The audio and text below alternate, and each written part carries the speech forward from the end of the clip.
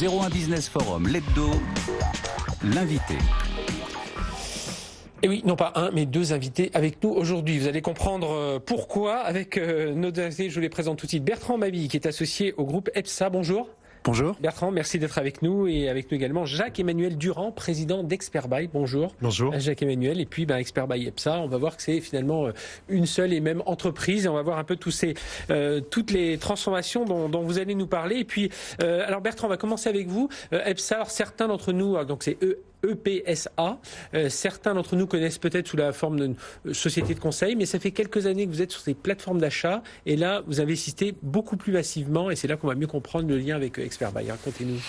Donc en effet, EPSA, c'est un groupe qui s'est créé comme un cabinet de conseil dans le domaine des achats il y a une quinzaine d'années par Mathieu Gufflet, son fondateur, et qui a décidé de développer une stratégie de présence sur tous les métiers de l'excellence opérationnelle et de la performance économique. Et donc c'est vrai que ça nous amène à être dans l'optimisation des coûts, des charges, des impôts locaux, de l'aide à l'innovation. Ça nous amène à être également dans le domaine de la performance des process, l'optimisation des process, donc des organisations. Et effectivement, on a créé, notamment grâce à la présence de Jacques-Emmanuel aujourd'hui, le leader européen en matière d'outsourcing achat avec cette marketplace. Alors des achats, attention, c'est pas les grands achats stratégiques, voilà, c'est pas les grands achats informatiques de milieu des grandes entreprises, c'est plus des achats ponctuels ou dites-nous, sur quels articles ça vient. Il y a de plus en plus de contraintes qui pèsent sur les grandes entreprises sur la gestion de leurs fournisseurs, à la fois par la réglementation, mais aussi parce que ça coûte cher. Et donc, il y a effectivement toute une série d'achats faiblement récurrents, pas forcément des achats non stratégiques, mais en tout cas ceux qui sont peu récurrents, que les grands comptes souhaitent faire traiter par ce type de plateforme. Et donc, c'est ça qu'on est en train de créer pour le compte de nos clients. Et donc, ce rapprochement avec Expertbuy, alors c'était il y a... mes fiches se sont un peu envolées, mais c'est Récent, oui. C'est il y a un mois et demi à peu près. Voilà, c'était ça. C'était à peine au début novembre. Donc, Expertbuy vient... Alors, on s'en doute à apporter son expertise dans cette plateforme d'achat. Et c'est un marché vraiment en plein essor aujourd'hui. C'est cette entreprise, ce que disait Bertrand, c'est ça. C'est qu'aujourd'hui, et le référencement, enfin, les entreprises veulent se simplifier la tâche en amont et en aval, parce qu'il y a aussi la partie facturation. Puis j'imagine, ensuite, il faut redistribuer tout ça au sein de l'entreprise. Tout à fait.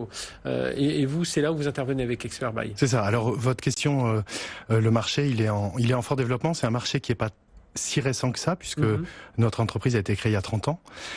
Par contre, il y a le développement récent est assez fort, drivé par l'optimisation des processus et la recherche des économies par les clients, qui cherchent plus de simplicité, et c'est ce qu'on leur apporte. Alors, plus de simplicité, alors c'est pas forcément, enfin si évidemment des meilleurs coûts, mais on sent aujourd'hui c'est pas leur principal, c'est pas non plus leur principal, le seul driver, on va dire, pour se tourner vers le premier driver, c'est la simplicité. Ce qu'on leur apporte en plus, c'est des meilleurs prix, puisqu'on renégocie quasiment tous les devis, tous les besoins qu'ils ont. On a un modèle de partage d'économie avec eux, ce qui fait qu'ils en ont les bénéfices. L'économie arrive en deuxième. Si le processus est pas bon, on peut pas attaquer l'économie. Donc le premier, c'est la simplicité, mais par contre, oui, l'économie arrive en deuxième réellement. Et alors, vous n'êtes pas les seuls sur ce marché. Vous dites c'est un marché, vous y êtes vous-même depuis une trentaine d'années. Bon, on a vu des nouveaux acteurs arriver. Je crois que l'offre Amazon, c'est Amazon for Business. Enfin, voilà, pour parler d'eux, parler de ces Américains qui font toujours un peu peur. Mais voilà, comment on se distingue par rapport à eux. Comment on se distingue aussi par rapport à ceux qui finalement n'ont rien, parce que c'est un peu ça aussi. Votre concurrence, c'est ceux qui se débrouillent un peu quand ils peuvent. Alors, deux questions. La première, comment on se distingue par rapport aux distributeurs ou aux acteurs du e-commerce.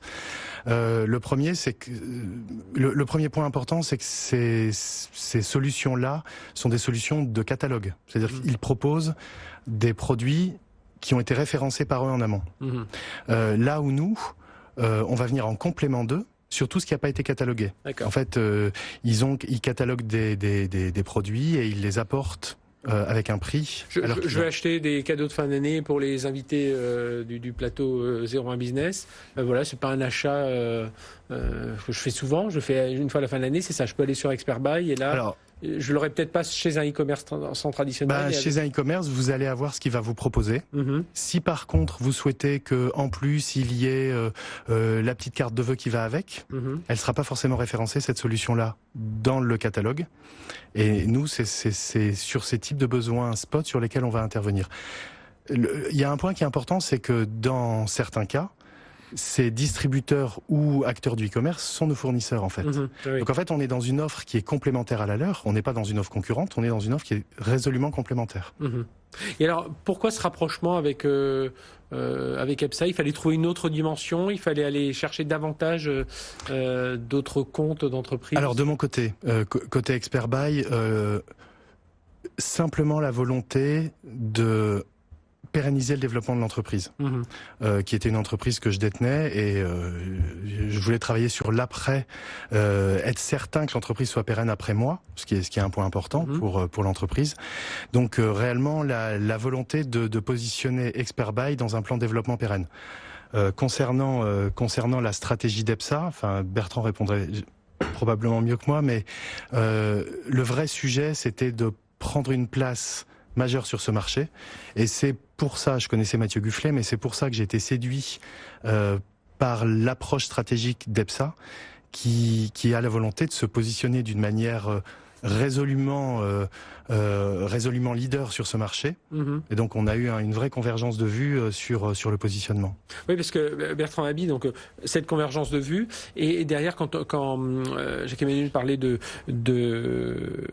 facilité, on a aussi tout cet aspect, quand on va chez des produits, aujourd'hui on a des normes environnementales, on a une certaine éthique, enfin tout ça, et vous, avec les développements que vous faisiez dans ce côté, vous avez compris que c'était un marché important, qui était en devenir. Y aller tout seul, c'était peut-être un peu compliqué. Et puis là, l'opportunité s'est présentée, et, convergence de vues, et donc ça permet d'apporter auprès des entreprises pas mal de cette simplicité, cette facilité. Oui, puis on a deux types de synergies aussi assez fortes. C'est qu'on est le leader français en termes de conseil en achat. Donc on a une vraie expertise sur toute une série de pratiques d'achat. Et ça, c'est totalement synergique avec la plateforme. Et la deuxième chose, c'est qu'on a investi dans une société de technologie, qui est la société d'Atim, qui fait de l'intelligence artificielle, et que la vision qu'on a, c'est qu'on va largement automatiser et rendre plus intelligent cette plateforme grâce à l'injection de cette technologie.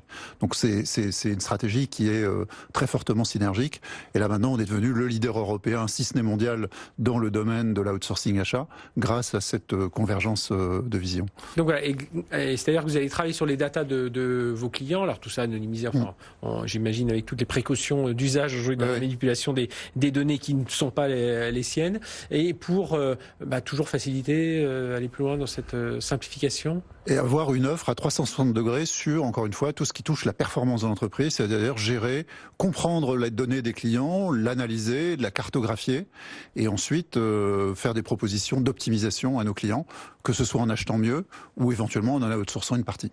Tiens, c'est c'est l'actualité du moment un peu, Jacques-Emmanuel Durand. Vous avez parmi vos clients un peu de collectivités, des administrations aussi, est-ce qu'ils s'intéressent à ce genre de...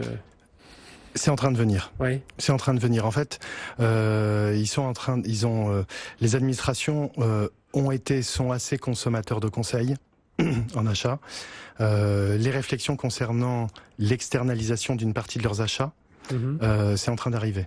Oui, parce qu'il y a les vrais... Enfin, je sais pas, vous donnez un peu quelques chiffres par rapport aux économies réalisées quand on le gère un peu en interne. Je rappelle, c'est des achats non stratégiques. Voilà, c'est beaucoup. Ça concerne quoi d'ailleurs quand dans une entreprise en moyenne, ce type d'achat, c'est combien par rapport aux achats géants? Je résume. Vous avez 20% des dépenses qui sont faites avec 80% des fournisseurs. Le fameux Pareto, celui-là il est inversé. Et nous, c'est ça qu'on gère. C'est ça qu'on achète et revend pour le compte de nos clients. Qui demande davantage de ressources parce que ça fait davantage de fournisseurs, davantage de factures, davantage de référencement, davantage... La valeur moyenne des commandes qu'on gère pour un client, elle est aux alentours de 2500 €. Est-ce que vous croyez qu'un acheteur dans une grosse entreprise, il doit passer du temps sur une commande auprès d'un fournisseur unique à 2500 €? La réponse est probablement non. Il a probablement des choses à plus forte valeur ajoutée à apporter à son entreprise, et c'est là-dessus qu'on intervient. Maintenant, qu'est-ce qu'on apporte comme économie? Alors les chiffres sont pas... il n'y a pas de convergence et de points réels, mais créer un fournisseur dans une entreprise, c'est plusieurs centaines d'euros le coût de création d'un fournisseur. De temps passé. De temps passé pour gérer toute la conformité.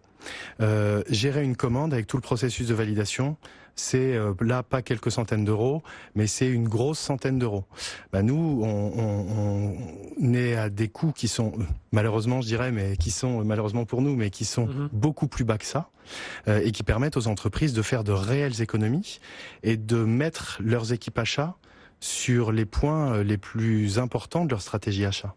Ça c'est un point, Bertrand Mabie, quand on va voir les entreprises avec ce type d'offre aussi, il y a petite crainte, même si on sait qu'on doit aller vers davantage de simplification, mais la petite crainte sur l'emploi, voilà, vous participez aussi à reformer les gens sur nouvelles compétences, enfin est-ce que ça aussi, vous jouez aussi sur ce type de conseil?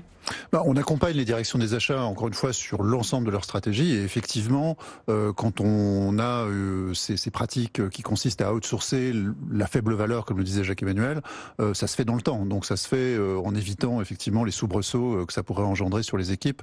Et donc on fait monter en compétences en parallèle les équipes des directions des achats. Donc en général, ça se fait de manière assez smooth, comme on dit en anglais. Jacques-Emmanuel Durand, on parle ici beaucoup de technologie. C'est alors là, ça y est, il y a de l'intelligence artificielle qui va venir travailler derrière tout ça. Donc ça va faire, oui, on se doute qu'il y a beaucoup de technologie, mais c'est de lourds investissements en innovation, en technologie, type de plateforme comme ExpertBuy. À la taille de notre entreprise, l'investissement est pas neutre, mais c'est pas un investissement considérable. L'investissement est pas neutre, clairement, parce qu'en fait on utilise aujourd'hui des solutions qui sont plutôt des solutions sur étagère, et le chantier qu'on a enclenché d'intelligence artificielle avec la société Datim, qui fait partie du groupe, pour lequel EPSA a une participation. Clairement, ça nous fait accélérer le mouvement d'une manière extrêmement rapide. Donc vous manquez, c'est un peu ce moteur pour exploiter les données. Ouais. Eh bien, messieurs, merci d'avoir été avec nous. Merci beaucoup. Bertrand Mabie, donc associé groupe EPSA. On rappelle Mathieu Gufflet, c'est lui Mathieu Gufflet, le fondateur. le fondateur de groupe EPSA. Mais vous étiez avec nous, Bertrand Mabie, donc associé groupe EPSA. Et puis Jacques-Emmanuel Durand, président d'ExpertBuy. Le nom va rester, oui, parce que ça, ça parle tout de suite en tout cas. Il y a des réflexions au sein du groupe. Moi je dis ça parle tout de suite. Il y a des réflexions au sein il y a des réflexions au sein du groupe. Il est probable que ça reste, mais il y a des discussions et des décisions qui doivent être prises. Et bien voilà, pour simplifier, 20% de vos achats, mais qui concernent 80% de vos fournisseurs. Et bien voilà, il y a ce type de plateforme. Je pense que vous les connaissiez certainement si vous nous écoutez régulièrement, mais ça c'est un marché en forte progression. Merci d'avoir été avec nous. Tout de suite, on va parler d'intelligence artificielle, notre baromètre Odoxa du mois. 01 Business Forum, l'hebdo.